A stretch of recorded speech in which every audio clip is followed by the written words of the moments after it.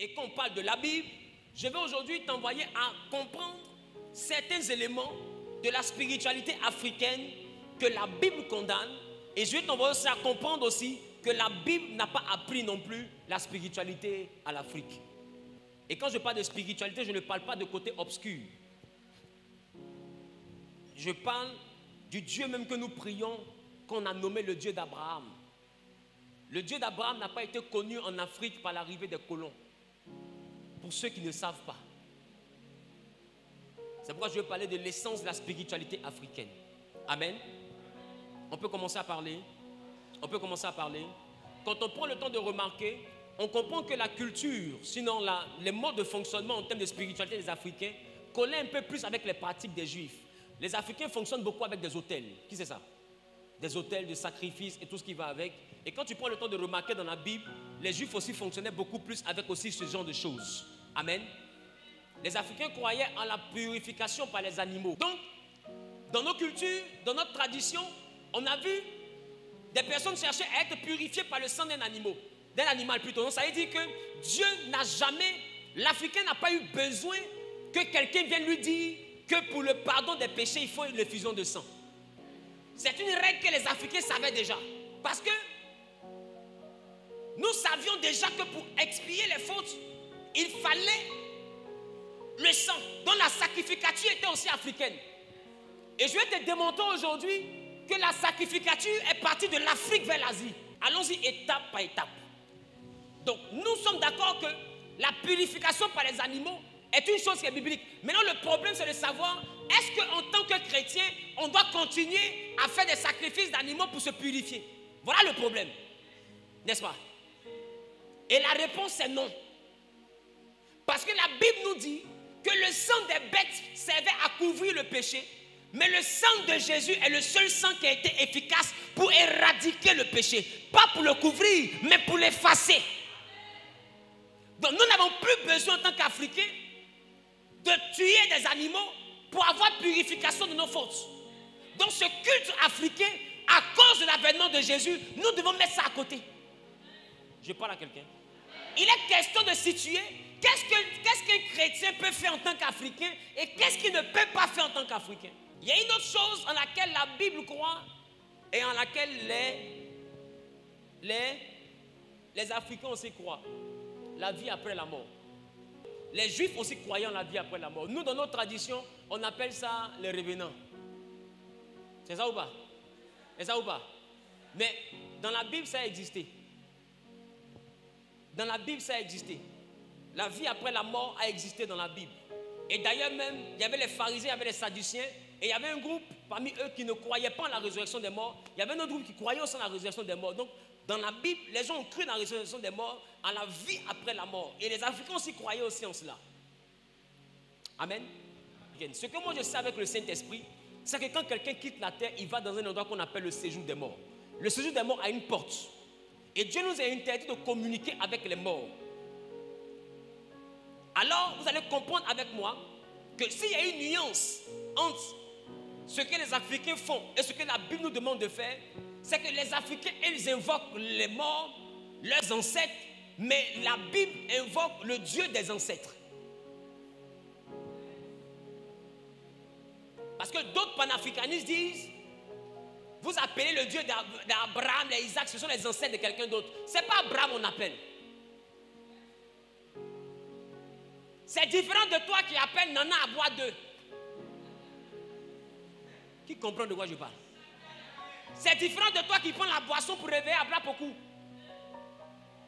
Nous, on n'a jamais appelé Abraham pour dire Abraham vient. Nous, on appelle le Dieu d'Abraham. Si Abraham est dans le séjour ou dans le sein d'Abraham, peu importe où il se trouve, nous n'avons pas affaire à Abraham. Nous avons affaire au Dieu d'Abraham. La Bible nous interdit en tant que chrétiens de faire des images taillées. La Bible nous interdit en tant que chrétiens, on lit d'Exode chapitre 20, nous interdit en tant que chrétiens d'avoir un autre Dieu. Image taillée et puis d'autres dieux, ça fait deux. La Bible nous interdit donc d'élever quelque chose ou quelqu'un à la dimension de Dieu. C'est une chose qu'en tant que chrétien, nous, on ne fait pas. La Bible nous interdit de prier la créature. Est-ce que je parle à quelqu'un?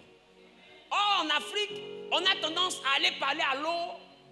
Qui comprend de quoi je parle? On a tendance à aller parler à Termitière. On a tendance à aller parler à un rocher. On a tendance à aller parler à un arbre. Qui comprend de quoi je parle? On a tendance à aller parler à une idole. La Bible nous interdit de faire ces choses. Mais ces choses ne constituent pas seulement l'identité de toute l'Afrique. Ce sont des pratiques africaines. Mais ce n'est pas ça qui fait de toi un Africain en tant que... c'est-à-dire, dans son entièreté, ça ne fait pas de toi un Africain totalement. Tu peux être un Africain et croire en Jésus. Tu peux être un Africain et puis croire au Dieu d'Abraham.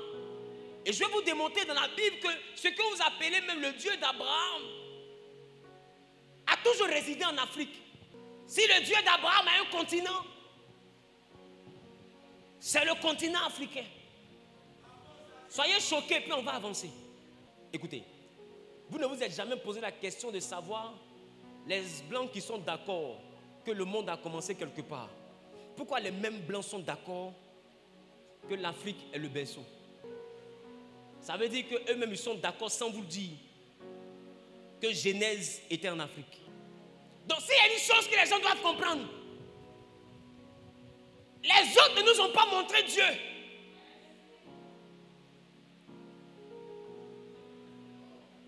Donc on n'a pas chargé la chose des gens. En Afrique, il y a toujours eu des animistes. Et il y a eu des gens en Afrique qui ne consultent pas des fétiches. Qui c'est ça?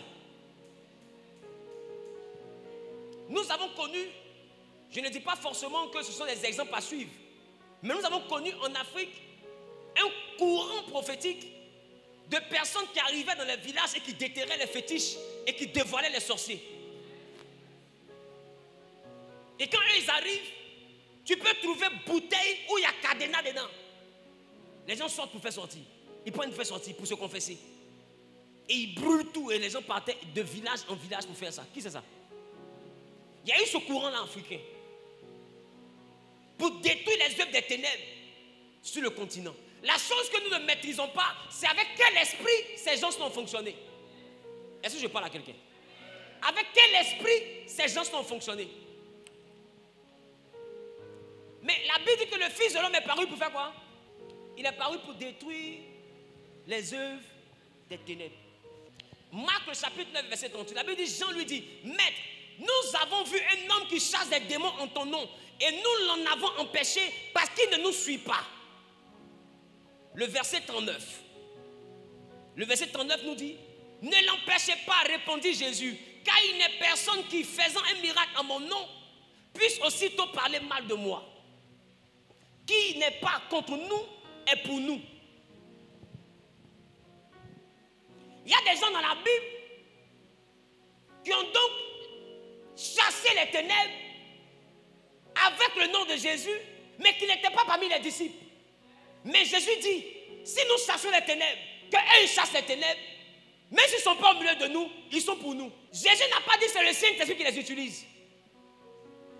C'est pourquoi que des gens prennent des forces pour aller détruire les autres forces des ténèbres, ça ne garantira jamais leur salut. Le seul en qui on peut avoir le salut s'appelle Jésus-Christ de Nazareth.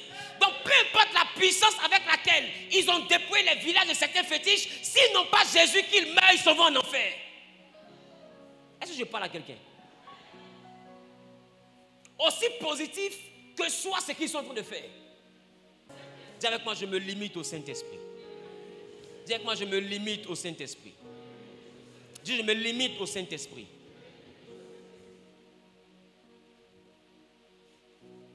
Dans la Bible, dans le monde de la spiritualité, les Juifs avaient des interdits et les Africains aussi avaient des interdits. C'est pourquoi dans nos villages, on marche beaucoup plus. Dans nos villages, on entend beaucoup plus parler des histoires de totems et tout ce qui va avec. Qui remarque ça?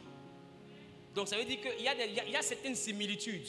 Mais la chose avec laquelle nous devons toujours opérer en tant que chrétiens, c'est de rechercher la présence du Saint-Esprit et le nom de Jésus dans tout ce qui est fait. Est-ce que je parle à quelqu'un?